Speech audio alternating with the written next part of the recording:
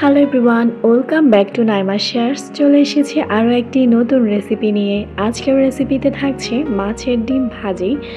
অনেকভাবেই তো মাছের ডিম ভাজি খেয়েছেন, একবার এই রেসিপিতে ট্রাই করবেন, ইনশাআল্লাহ সবাই অনেক বেশি পছন্দ করবে। রেগুলার সাধারণ রান্নাগুলো যদি একটু ঘুরিয়ে রান্না করা হয় তাহলে কিন্তু স্বাদে সেরা হয়ে যায়। একটু ভিন্নভাবে তৈরি করে দেখিয়েছি, আশা করি ভালো লাগবে। চলুন রেসিপিতে চলে যাই। আমি এখানে কাতলা মাছের ডিম নিয়েছি। অনেকেই বলবেন ডিমটা কালো কেন, আসলে 1 থেকে 2 দিন ফ্রিজে থাকলে ডিমের কালার কিন্তু এরকম হয়ে যায়। ডিমটা আমি হাত দিয়ে খুব ভালোভাবে চটকে নিয়েছি। এরপরে দিয়ে দিলাম কুচানো পেঁয়াজ, 1 চামচ করে এখানে জিরে গুঁড়ো আর স্বাদ মতো লবণ, দিয়ে দিচ্ছি লাল মরিচের গুঁড়ো, হলুদের গুঁড়ো আর 1/4 চা চামচ এখানে রসুন। এরপরে হাত দিয়ে বা চামচ দিয়ে খুব সুন্দর করে এভাবে মিক্স করে নেবেন, খুব ভালোভাবে যাতে মিক্স হয়ে যায়। আপনারা চাইলে কিন্তু এখানে ডিমের কনসিস্টেন্সিটা বুঝে একটি ফার্মের ডিমও দিতে পারেন।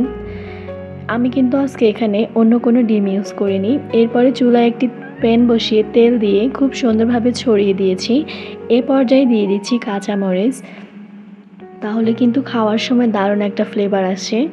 খুব ভালোভাবে যখন নিচের পাটটা হয়ে যাবে তখন এভাবে উল্টিয়ে দিতে হবে।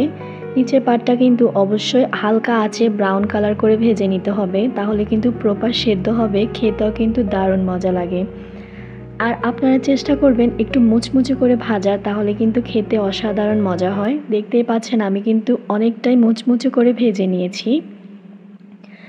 ঝুরঝুরে করে ভাজি না করে একদিন এভাবে ট্রাই করবেন, কথা দিচ্ছি সবাই পছন্দ করবে আর বাচ্চারাও অনেক মজা করে খাবে এই ডিম ভাজিটি।